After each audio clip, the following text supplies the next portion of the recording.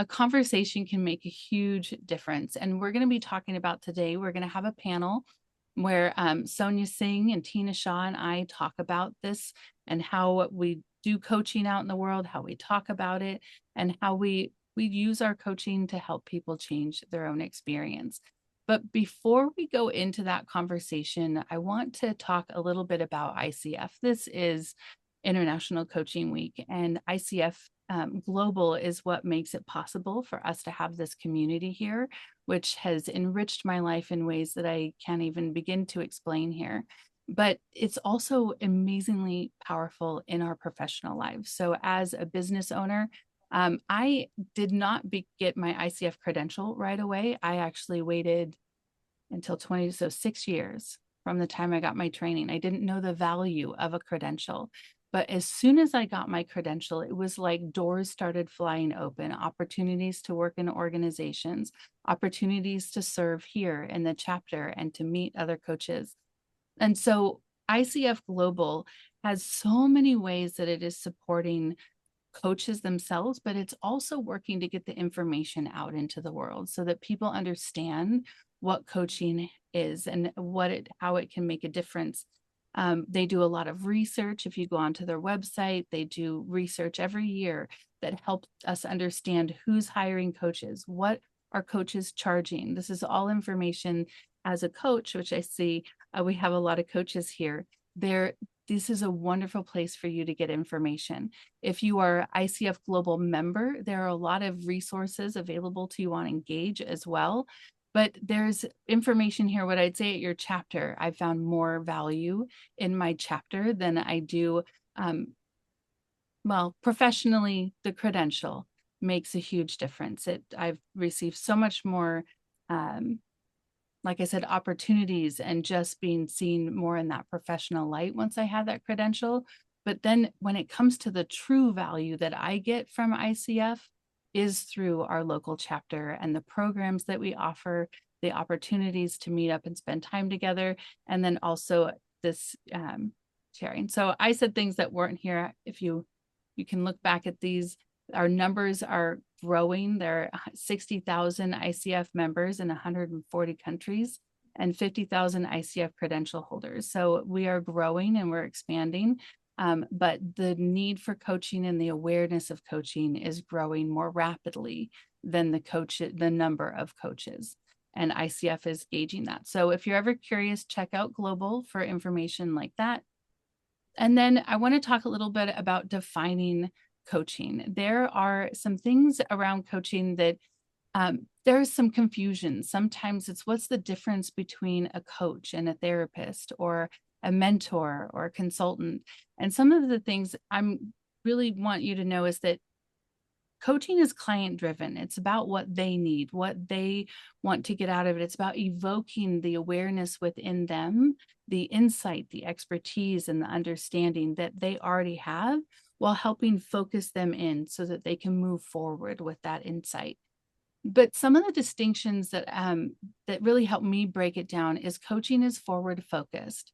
It's focused, it's based in partnership and discovery, whereas therapy is healing focused. It's treatment, diagnosis. It's more of a medical approach to what's happening inside of us. And consulting is advice focused, expertise. It's about delivering solutions. Whereas mentoring is more of experience sharing. It's guidance and helping someone with direction because you've been in a similar position. So those are some ways to really help bridge that out and to talk about coaching to potential clients. And when it comes to coaching, it's really about helping our clients gain clarity, increase awareness, and navigate challenges as they're moving through them, to strengthen their confidence and recognize what they're capable of, and to really help them start to create meaningful change that will help them move toward those goals that they have. So here are some typical reasons. This is from Global, about why people will hire a coach and the types of things that will motivate them to put their money on the line, their time on the line. And it's things like improving business management, managing your work-life balance, Self-confidence is a big one in all areas of life. Career opportunities, productivity, communication, and performance. So these are areas, and when you look at this, these can build into both working, with people on their professional goals, but then also personal goals. Coaching can meet people in any area of their life and help them find a way to move forward. And I just love it. Coaching has made a huge impact in my life. Tina Shaw is our Director of Partnerships, and Sonia Singh is our Director of Events. And one of the things I've loved about being on the board is how many amazing people I get to work with and learn the different ways that we can coach and the different ways we can support people. And so, Tina, would you share with us a little bit about your coaching background and help them get to know you as a coach? Yeah, thank you, Katie. So I went to my first coach training in early 2013 after a career in human resources and training and development and organizational development that then ended in a layoff after an economic downturn. And I ended up engaging a coach at that time and reaching out to someone I had hired as a vendor for leadership development who had invited me to partner with him. And he asked me if I wanted to be one of his coaches. And I had just recently met an ICF coach and learned what that was. I'd hired coaches as an HR professional, not knowing what it really meant to be a coach. Um, and I'd never heard of ICF until 2012. So so yeah, I said I would love to be a coach for you, and I want to make sure I'm doing it right. So I'm going to go get educated, and I found an accredited coach training program. Yeah. So I do a lot of leadership and team development coaching. And one comment on you mentioned confidence as a reason that people come to coaching. I don't have that many clients who come because they don't identify building their confidence as the reason they're coming to coaching, but so many of them report that that's one of the benefits that they got from the coaching. Yeah, maybe not what they came for, but something that they Yes. really value when they walk away with it. Yes, absolutely. Wonderful. Thank you, Tina. And Sonia, share a little about you and what brought you here. Sure. So I'm an executive coach and I work mainly with mid-level, director level up to C-suite level leaders within organizations. And how I got into this, so my background is in management, and I was in management for many years. And I had a health coach actually through my organization around 2010, around that time. And I thought, wow, what a cool job that this person has. That was her full-time job, that is to be a health coach. And at that time, around that time, I started learning about coaching, and it was something in the back of my mind. I was like, oh, I would love to do something like this. I just could not understand how it could be an actual career, though. And so I waited. Many years, and it was 2017 when I started to do it myself, and I started coaching as a side business while I had a full-time job, and loved it so much. Went through the full UC Davis coaching program in 2018, and then just have been growing that skill set ever since. And I started out as a career coach, and from there it just kind of led into leadership coaching, executive coaching, kind of just moving up to the C-suite now. And the biggest thing that I work with leaders on is developing their emotional intelligence.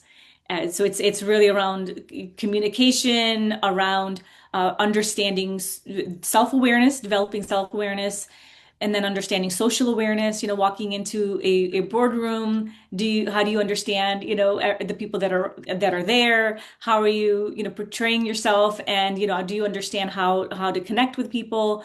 And that's huge, because that's not something that's ever taught or ever talked about, or it's not something we ever talk about. And so that's what we typically do.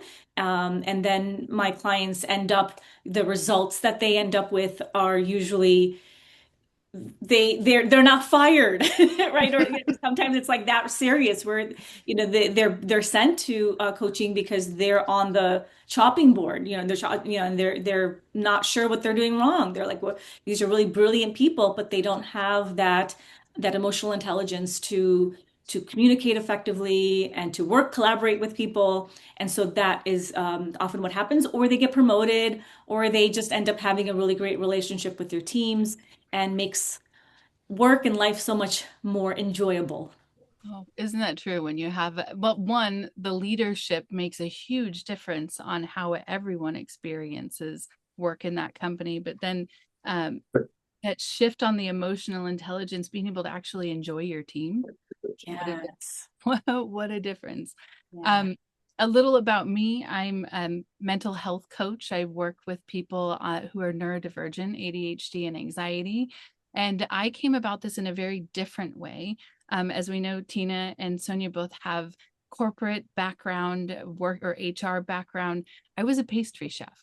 And so it's a very different approach. But I saw a advertisement for the coaching program that I went through that I just felt every bone in my body, every cell say we have to do that. And I follow those nudges.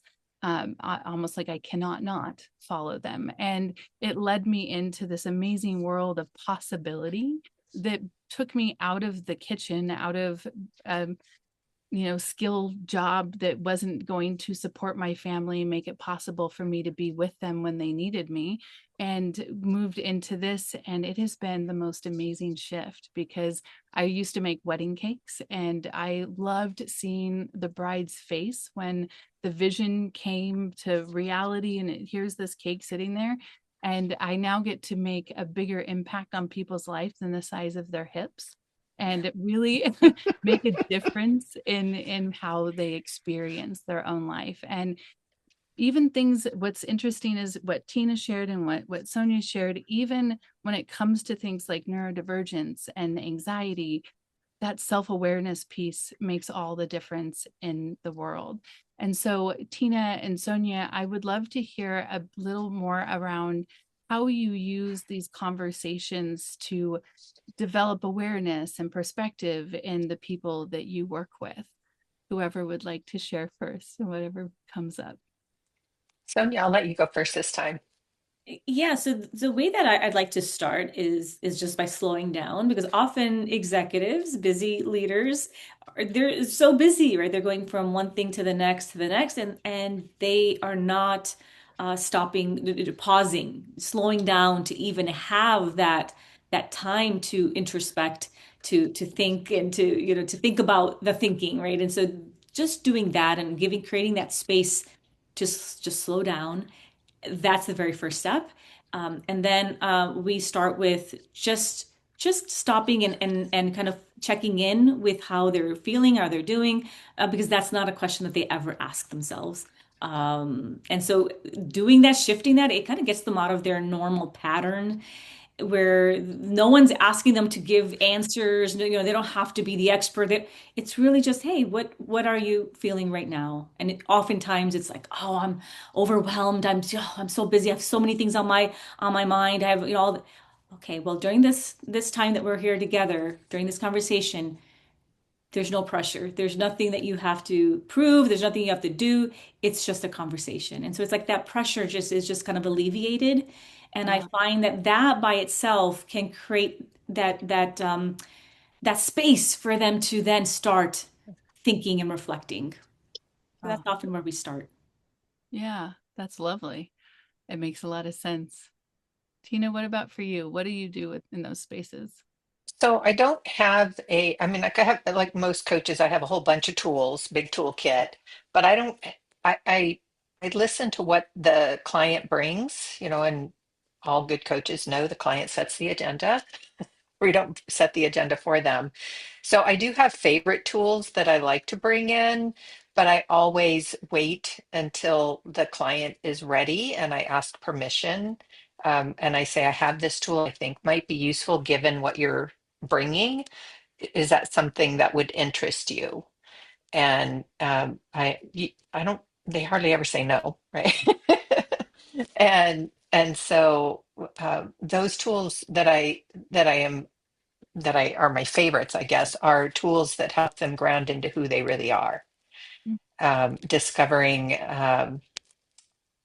the one tool is called Standards of Integrity, comes from the Academy for Coaching Excellence, and it's similar but slightly different from core values. And the other is Life's Intentions Inventory, which is kind of what do you want to be known for, and each of these has a contribution attached to it. And those two tools together help you to build or to take action that is coherent with who you really are and what's most important to you. Oh, so what I'm hearing from both of you is one, we slow down. Mhm. We take the space, we take off the pressure, and then we help them tune in to their truth, right? Right. And see what actually works for them and then apply it to the circumstance and the situation that they're in. And Yes. what I would add is that working with the group of people that I work with, they often are working with a lot of self-criticism, right? They have struggled more than your average person, and they are silently holding so much.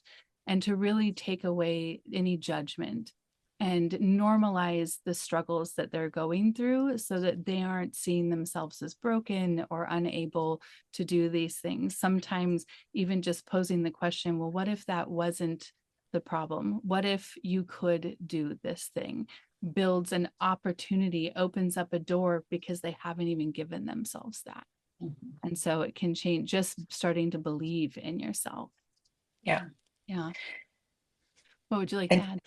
well, the other thing that I feel like makes a big impact is challenging a client. So I'm coaching for a leadership development program, and it's a year over year program. New people come in and others graduate and so on. And I get 8 people from this program each year. And last year I had someone who's very high performing, lots of irons in the fire, so to speak.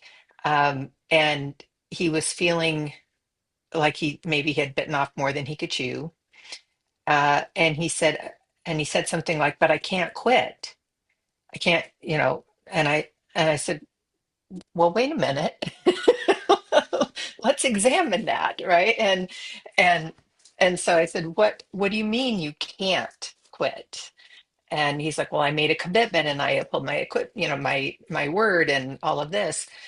And I said, "Well, I'm not in any way suggesting that you do quit.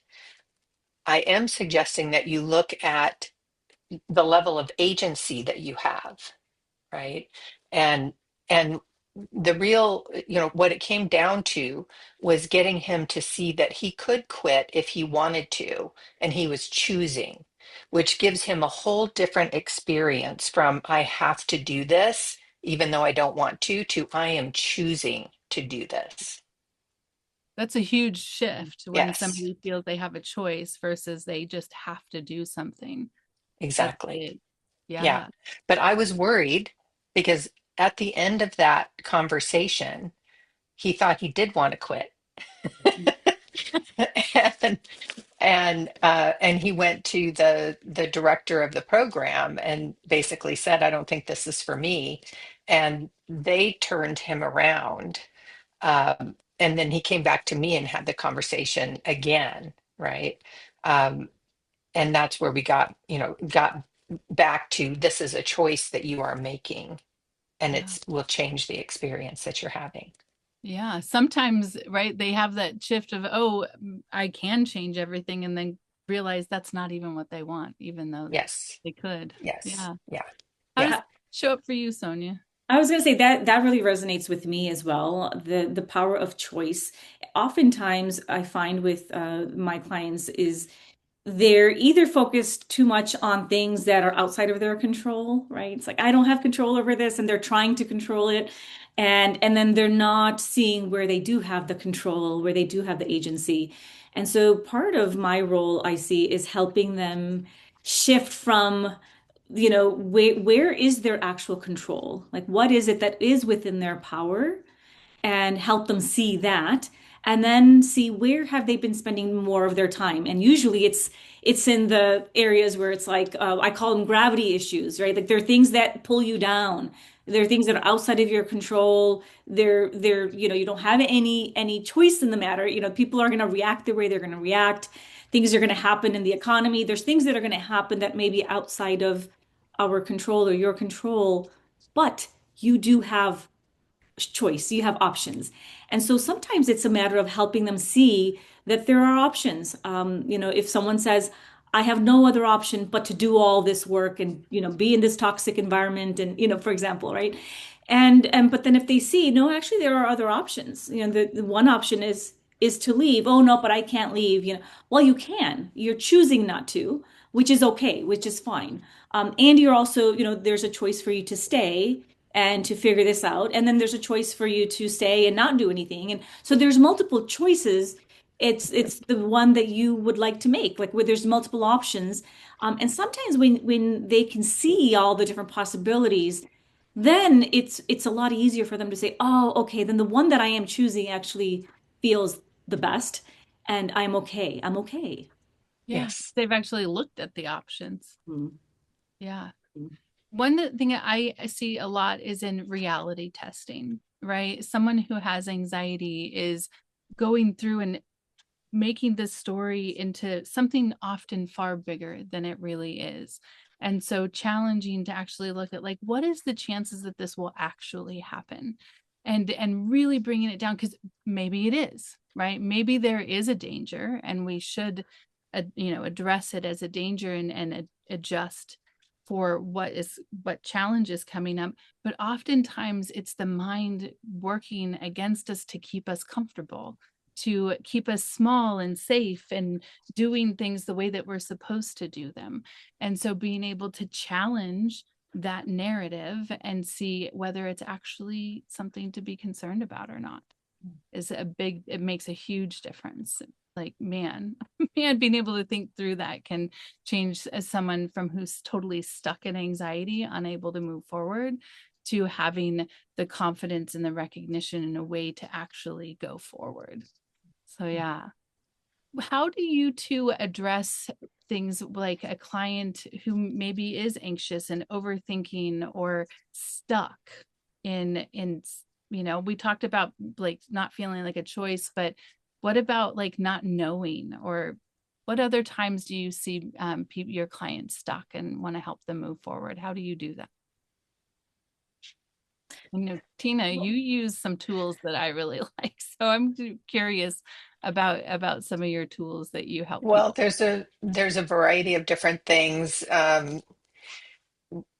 One of the tools that ACE offers is something called the Monkey Mind Symptom Checklist, which is that chatter. We have a natural negativity bias, so under stress, we have all kinds of thoughts like, who do you think you are? What do you can't do that, and whatever it is. Like we each have our own. Some people call it inner critic, right? Um, and in this monkey mind is borrowed from the Buddhist tradition, and it's a playful way of looking at that aspect of the mind that swings from doubt to worry and back again. And the once you understand what you're listening to, so you can read through this symptom checklist, and I'll tell my clients, we all have our favorite playlist. So we might hear all of them from time to time, but there's usually a subset of, I don't know, three, five, six, eight, something that we hear maybe multiple times in a day. And I said, if you get familiar with those and write down the name of it. You can put them on a sticky note or something. And then as you have a negative thought, you can look over to the list and see, am I dancing with one of these right now? And if so, I can realize that that's not very useful. That's just my anxious brain. And what's more useful is for me to focus on, who do I want to be in this moment? Or what is one of my standards of integrity that I want to demonstrate? Like for me, to be compassionate is one of my standards of integrity. Um, so I use that one a lot when I'm upset with my husband, for example. Yeah, we get to Calms, use these things for calms me ourselves as right well, down. right? Yes. Yeah. And so that's one, shifting towards when we think worst case scenario is going to happen. Sometimes I'll even say, well, let's go there. What if the worst happened? Then what could you do, right? Mhm. Or what could you do? What might you be able to do to mitigate that from happening before it happens? And so looking at possibility and that sort of thing. Yeah. And I like making light of the way the brain works and that it's normal, but normal isn't always useful. Yeah. And can we shift to something that might be more useful, even if it's not something that is as comfortable for I love, us? Mhm. yeah. And Sonia, how do you bring emotional intelligence into those moments when a client may be kind of spinning inside? Yeah, so I find that when a client is spinning, doing more of the coach the talk coaching, right, isn't going to be very useful in that moment. They need to really kind of calm their amygdala a little bit and kind of calm down the nervous system a little bit before we can start talking again. And so one tool that I like to use is something called STOP. It's from cognitive behavioral therapy, but it's called STOP, STOPP. And people tend to really like this tool because it's easy to remember. STOP.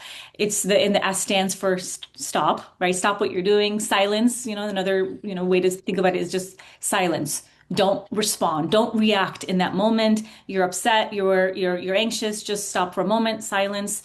T is for take a breath. So then we take a breath together. This is something they can use anytime they feel anxious, but then we do it together during our coaching conversation. So take a breath. Then O is for overview. So it's like taking a step back and looking at the situation from a 10,000-foot view. Because the anxiety happens when we're in the weeds and we don't know where to go. But when we take a step back, and then we can see that there's a bigger picture here. There's something bigger here, and we kind of remove ourselves from that anxious thought or that thing that's kind of anchoring us to that anxiety. And then the first P is for perspective, which is change perspective. So now that you have the bigger picture, is there a different perspective that you can take on this situation? And then the last P is proceed. So now that you have kind of calmed down, you kind of have a different perspective, now you can take the next best action. I Beautiful. love And that. I haven't heard it before, but it also aligns with the metaphors that I use. I talk about being on, it's hard to see what's there, to really know what's going on when you're on the dance floor in the dance. But if you go up to the balcony, Mm. that's the new perspective, and also the 10,000-foot view, if you will. And look, you can see more about what is really happening. What are you doing? What are others doing? How are you interacting with each other? What is your behavior inviting from others, and so on. So, yeah, I love that. yeah, well, and that's really what coaches do too, right? Is we help you see things from these different perspectives. And we have so many different tools. And one of the things I have loved about coaching is I'm a self-development junkie, right? Like I just can't get enough of Me it. too. I know. I'm like, Probably most of us. I was going to say, like, whenever someone asks me if they should become a coach, like, I've thought about it. Do you think I would make a good coach? I'm like, are you obsessed with self growth? Like, what is on your bookshelf? Right. Because you can tell. And what's lovely about it is that that means that one, professional development is like the stuff I want to do and I get to write it off. But there are so many tools that we can bring into our practices as coaches. I Mm. also use a lot of spiritual tools in my coaching because I found that when you connect to someone's higher power, whatever it is for them, it gives them support between sessions. It's like, oh, you can lean in to that power. You can lean into that intelligence between our sessions. And that has made a huge difference. And this piece of accountability, right? Sometimes people come to coaching thinking a coach is going to hold me accountable. I would love for you to talk about how do you approach accountability as a coach with your clients? Who would like to go first? Well, I can start. So accountability, this is interesting because part of obviously we want our clients to to progress and to have I'd like them to progress and grow, but I'm not attached to any particular outcome. And one of the things that I help them do is we do identify goals in the beginning, like what is it that you want to be, what is it that you want to hopefully achieve, or whatever it is, through coaching. And so they have an idea of what that is. And we check in. So each time that I meet with someone, over the course, usually we meet every other week. There's some type of cadence. The very first thing that I will ask at the start is what's a win? And it's very vague. So it's like, what's a win? And it could be something that's, personal. It could be related to their goal. It could be anything, but something that would show if they're making progress in life. So sometimes it will be very much aligned to that goal. And sometimes it'll be, what, things just got away from me last couple of weeks. Okay, that's okay, but there's still a win. Yeah, there's something there still to celebrate, and so we'll talk about that. And what I like to do is have an idea of what, at the end of the session, I do ask them, what are they going to do? What are they going to try? What are they going to, something that's going to be different, from our conversation. And it's not about like, holding, did you do this? But it's just to wrap it up so that they feel like, okay, I have something that I'm going to go forward, maybe even think about. I'm going to go do something. I'm going to try something. I'm going to practice something. And then the next time we meet, I will ask them, how did that go? And if they didn't do it, that's fine. I mean, that's not our job, is not to make sure that they do it. It's, hey, so tell me about that. What if they didn't do it? Oh, that's okay. So tell me what's going on. And that'll uncover something too, right? So if they weren't able to follow through, there's something behind that, and we can, unpack that. And so the way that I see accountability is, are they making progress? That's how I can hold them accountable. Is if they're making progress, great. If they're not making progress and they're not able to articulate how they're growing every single time, then that's a sign that something is not right and we need to get back on track. Nice. I love that. Well, and that checking in and setting the session with that win helps them start to see, because I don't know if I'm sure most of the coaches here have seen, our clients don't often give themselves credit for what they have done well. And so sometimes, I'm going to say sometimes, a lot of our impact is really helping them see themselves from that light of what they have achieved and what they are doing. Even if it's not exactly what they planned, they get to see the growth. And Yeah. you're right. That's part of the slowing down in the conversation, is slowing down and giving them the space to think about, hey, what went really well? What are some of the wins? What are the celebrations? Some of the things to be grateful for, because those are not things that most people do. They don't think about that. They just kind of go from one thing to the next to the next, and we don't take enough time to slow down and say, hey, what's working really well in my life right now? And by doing that, it does change. It just opens us up. It allows us to be more grateful for our lives, and it allows us to just be open to possibilities. It just allows us to be more open to coaching. And so I always like to start my sessions with that. Yeah, that's a whole lot softer than I think we usually think about the word accountability. Mhm, Right? mhm. Yeah. How does it show up for you, Tina, in your work? So I resonate a lot with what Sonia shared. And I recently got group feedback from a graduating cohort. The organization decided to do a survey on the coaching specifically, and then just recently shared those results individually with the coaches for their people that they coached. And while there was plenty of, nice things that were said, one of the questions was sort of like, to help future cohorts, what is something Tina could do better? And there were a couple who said more accountability. Hmm. And I recognize that that is an area that while I do it, I'm not super strong. And because I will tell my clients, don't cancel a session because you didn't do your homework. It doesn't matter to me whether or not you do it. It might matter to you, but it doesn't matter to me. And we'll explore like what got in the way. Do you need some support? Is that something you didn't really want to do? And if so, let's look at what you would rather do. Um, and I have been a client where I didn't get my homework done too, right? So, so I'm actually in this. I don't know if we're getting to this at all, but after getting that feedback, um, I started working with Claude AI and asking for ideas and ways that I could build more structure in my business overall, not just with the accountability piece, but like the whole business. Something I don't think we have brought up, but I started my business, I say on training wheels because I started subcontracting. So I wasn't going out and finding my own clients. I was working with larger organizations that had a prime contract, and I was a subcontractor. And a lot of that was in government space. And now most of that, if not all of it, has dried up thanks to changes in, Doge and things like that. Uh, so I'm starting over with trying to rebuild and putting some systems into place that weren't as necessary before.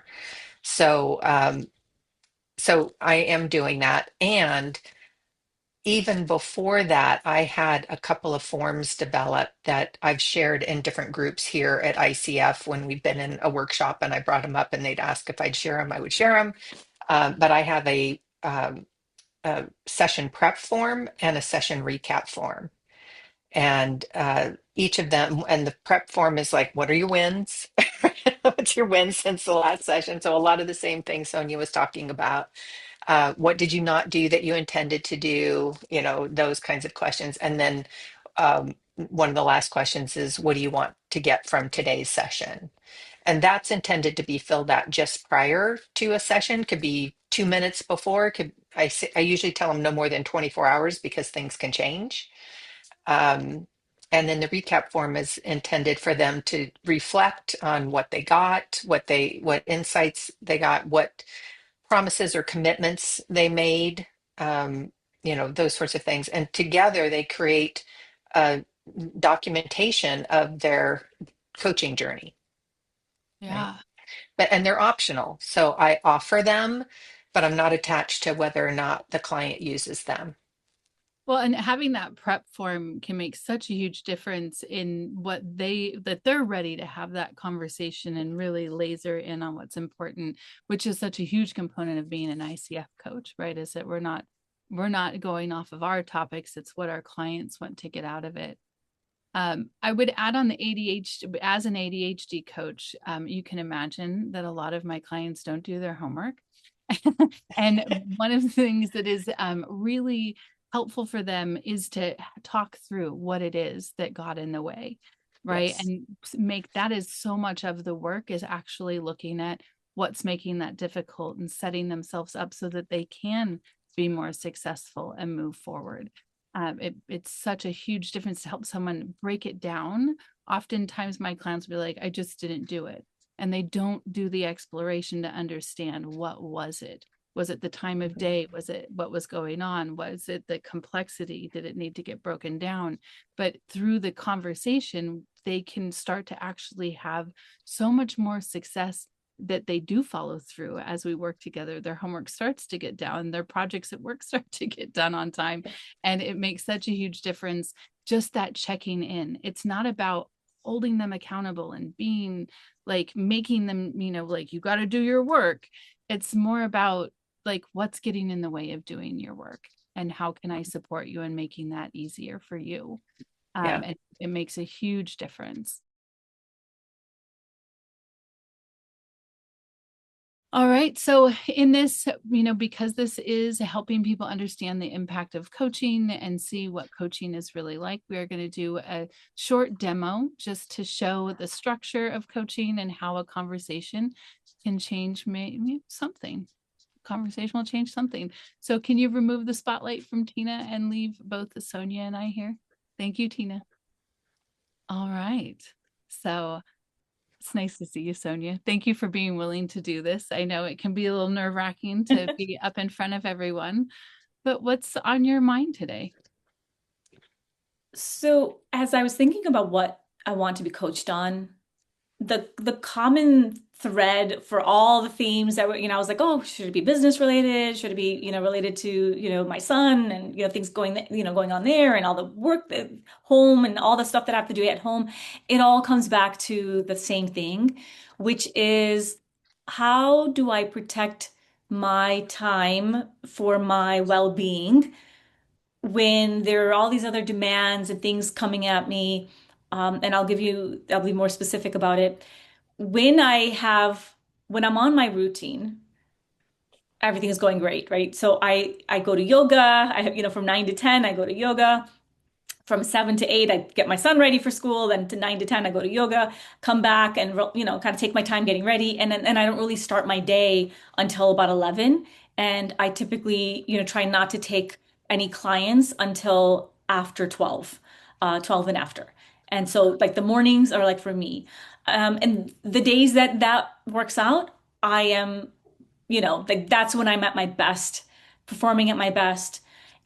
And what happens though, life happens, right? And so I get off of my routine because I'm traveling, I have to go somewhere, I'm gone for a week, now I'm back and I'm disoriented, or you get sick and then, or someone in your house gets sick or something and it throws you off and now you can't go work out, you can't, all these things, it kind of domino effect, or clients start pushing you to have meetings in the morning and because, you want to work and make money, you're like, okay, well, I typically don't do that, but I will, and so you start opening up your mornings again. And what I found is I haven't been taking care of myself for the last several weeks, because I'm, taking on the demands of everyone else. And so that is throwing me off. And I know I'm not as effective as a coach. I'm not taking care of myself. It's like, it's affecting everything because my time I haven't protected it. Yeah, That's the challenge right now. yeah, you said that when you have those days, it flows wonderfully after Yeah. when you really take care of yourself. But I hear that when life changes, the routine changes, something shifts, or clients want to meet different times, that you start sacrificing that time that makes such a big difference for you. Yeah. Yeah. What else can you tell me about that situation? And Um, it's so there have been a lot of like personal engagements, family functions and commitments and things that are really hard for me to say no to. And so it's so hard to like to I don't know. It's really difficult to, also take care of everyone else's needs and you want to attend all of the functions and all the things that you're invited to.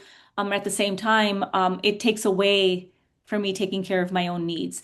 And so, for example, I was gone for an entire week for out of town. This, Katie, I was gone for a family event and there was no taking care of yourself because, it was all about being at all these events and and over giving and so by the end of the week I'm exhausted. I come back home and now I'm having to take care of all the backlog at home and backlog at work and I'm now 3 weeks out and I feel like I'm not back on track yet. oh yeah. So between the family commitment, the work commitment, and the ever-changing things, you're still 3 weeks later out of balance and not taking care of yourself the way that you need. Yes. And I did, however, go to yoga this morning. And that's why I feel so good. Oh, Like my energy is up and it's like it's fantastic the days that I do go. The issue is though, it takes up because it's not just the 9 to 10. It's like I gotta go at 8:30 to get there. Then I have to come home and I have to come home, wash my hair, because there's a whole thing, right? You have to do all the mhm. things. So it's like 2 hours out of every morning if I'm gonna go do that. And that's a big chunk of time to take out. Um, yeah, so that's where I'm trying to figure out. Yeah, sometimes it works, it doesn't always work. Okay. And when thinking about this conversation and knowing that we have this limited amount of time, what would you really like to take away from our conversation? I would love to have an idea that maybe that I haven't thought of, or maybe I have and I just haven't, I just need to go back to it, that will maybe have me rethink my schedule or rethink how I want to organize my time, so that I can take care of myself, whether it's this way or another way. Okay. Okay. So just an idea that helps you move forward in this and takes action to taking that time back. Yeah, yeah, yeah. Okay.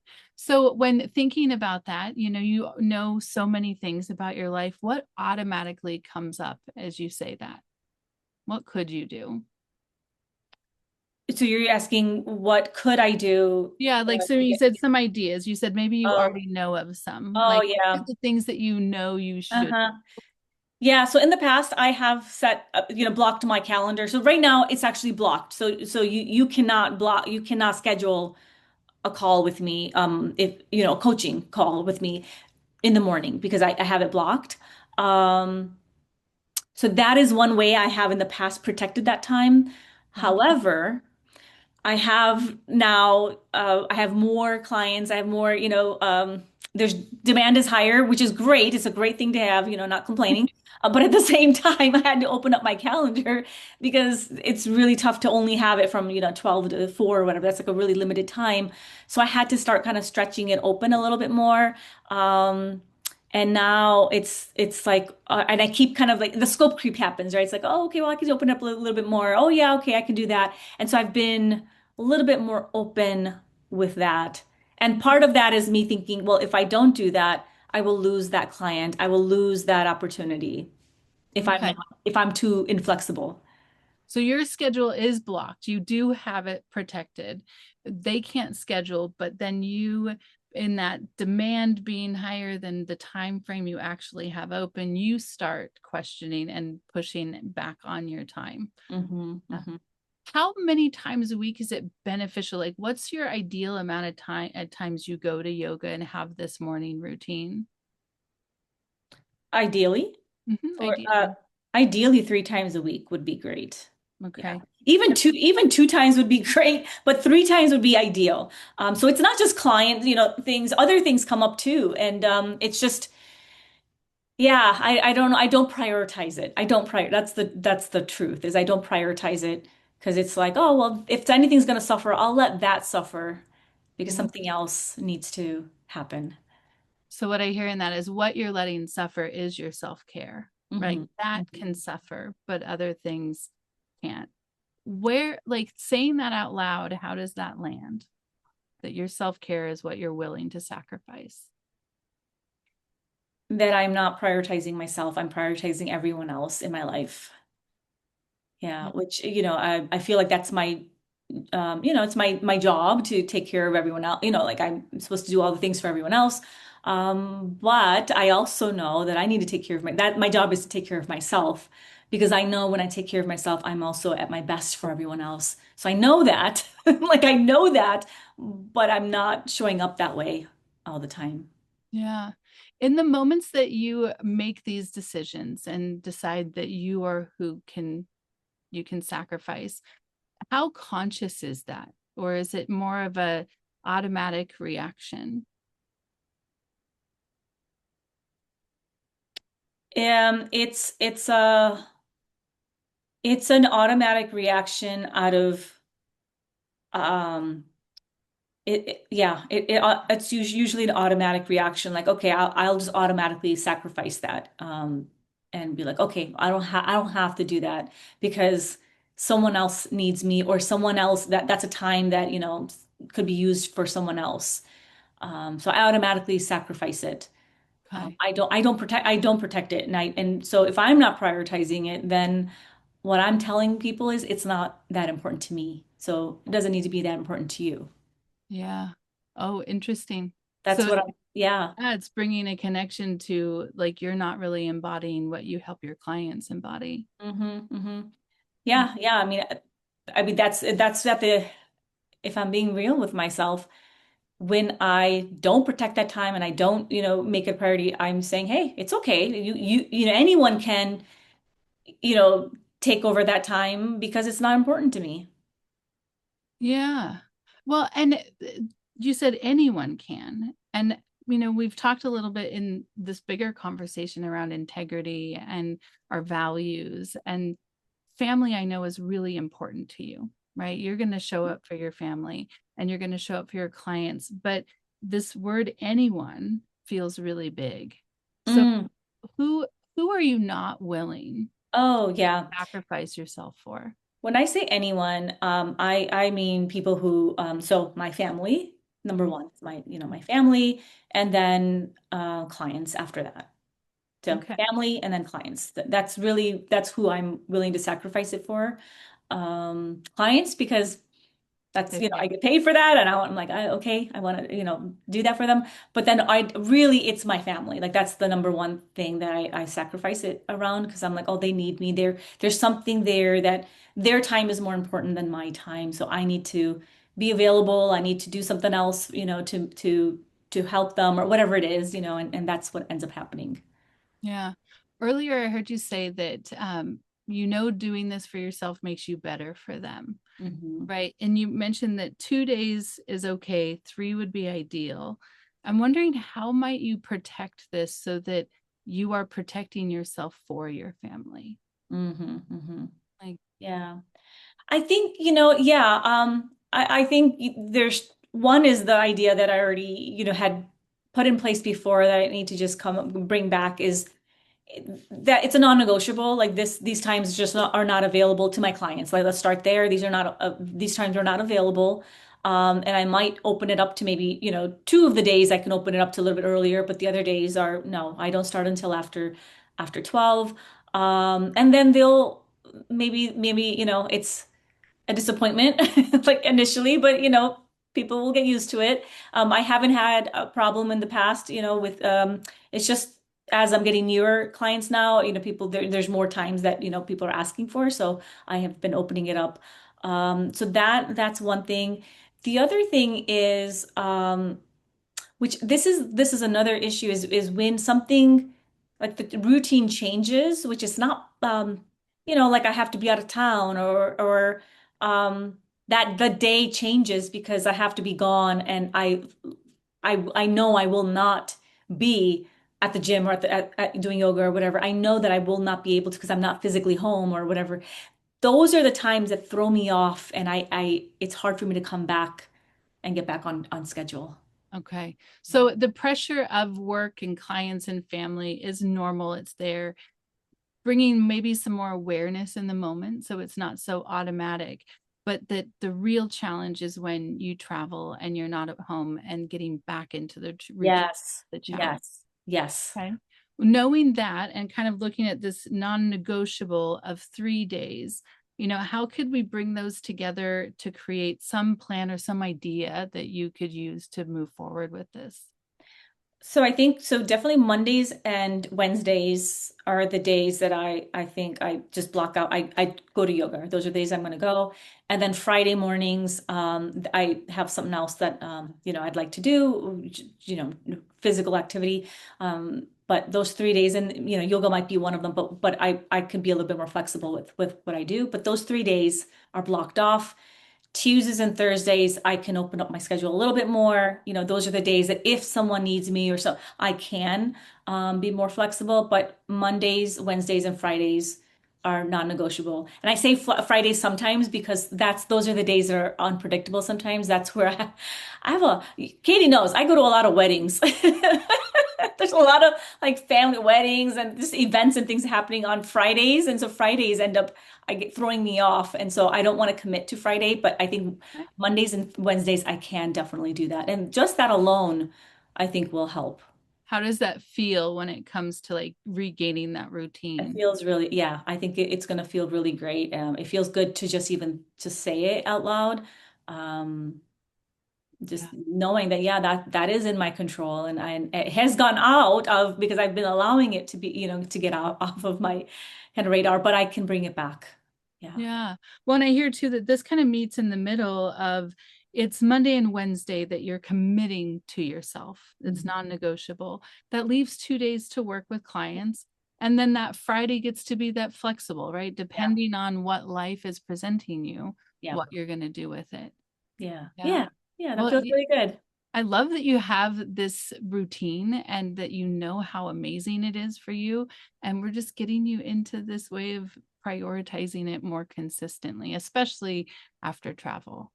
Yeah. Yes, I love that. Right. So what are you going to do with this information? How are you going to take this forward? Mm. So I am going to go back to my calendaring system and make sure that those times are blocked, make sure that I don't have, just kind of double check on that.